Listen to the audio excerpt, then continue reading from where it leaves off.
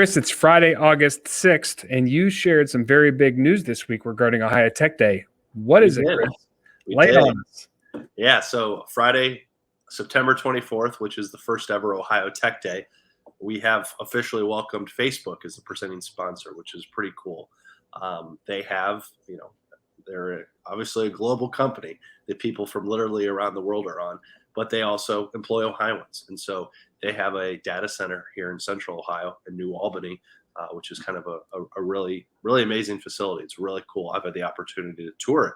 And so we're incredibly grateful to their team locally and also more broadly for their excitement and participation around this, because they've made it a really big point to kind of get involved with the local community, global company, but they get involved in the, Ohio community. And so their help is going to help us really amplify Ohio Tech Day. And as we try to get students excited, what better way we think than having one of the biggest tech names that you can think of out there. And also to show that there are Ohioans in a lot of cases for a lot of different companies working for Silicon Valley based companies that are doing incredible work.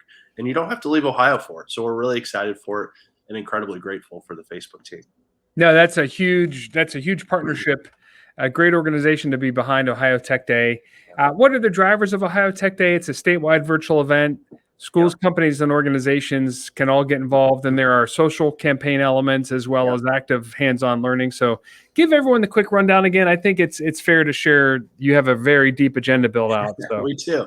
And there's really three pillars to the day. So the first is we're, along with our friends at Facebook, are organizing a virtual event designed for high school students. And the idea is to help let them get excited for tech, that these are careers that, when you and I were in school, Jeff, we probably didn't think about some of this stuff. And, maybe the jobs we have today, we didn't know were available. And so we really want to show to high school students that there's incredible career opportunities in tech. And so that's what our virtual event that we're putting on is for. We're hoping to do, a hybrid where there's going to be an in-person component, and then the virtual.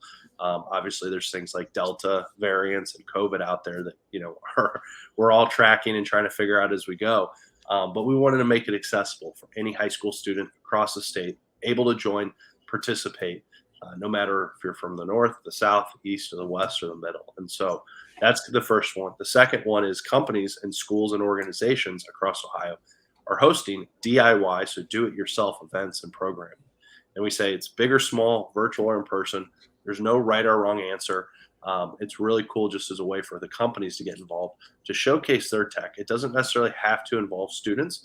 Really, it's just a way to brag on the incredible tech and the people behind it in Ohio. Mm-hmm. And then the third is we've launched a social media campaign called #IamOhioTech. And the idea of it is to tell the stories of Ohioans that make tech possible. So that's really cool because we're helping promote the people, because that's what it's all about. Yeah, well, I mean, it's going to be a great event. Oddly enough, I had an interview this morning with a person in charge of economic development in an area of Pennsylvania. And he said, because he's right on the border, right where I am, Pennsylvania is literally 10 minutes that way. And he said Ohio is very hard to compete with because the depth of resources towards economic development and attraction and retention programs is second to none. And so he's sitting here literally just 10 minutes away across the border, and he called Ohio a formidable competitor, frenemies, right? There's a lot of opportunity to collaborate since we share a market area, so to speak. But I think this is, once again, further testament to the development of the things, OhioX is doing to further support the growth of our economy as it's, gaining momentum every single day. Yeah, absolutely. It's exciting. We're thrilled for it. And so anyone who's interested in joining or participating in the day, and there's a million ways to do it, just head to ohiotechday.org, submit the Get Involved form, and someone on our team will reach out. All right. Well, and there's more news to share, right? So we're moving on to number two. Yeah. So number two story for today is another big Ohio venture capital raise for a startup. This is Columbus-based Finite State, and they raised a $30 million Series B round. And so they're tackling supply chain security, kind of cybersecurity things.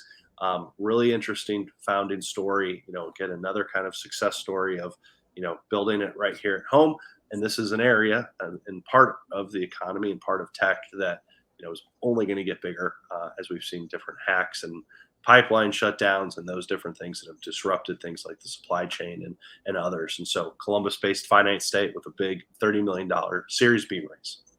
That's great. Momentum continues in cybersecurity area as well, which I think is number 3, right? Senator Portman had something to say about that as well. Yeah, absolutely. So this was a new report kind of going federal for this story, at least. We typically keep it to Ohio, but Ohio's senator, I believe, junior senator, I was going to say senior senator, but I think Sherrod Brown's been there a bit longer. Ohio Senator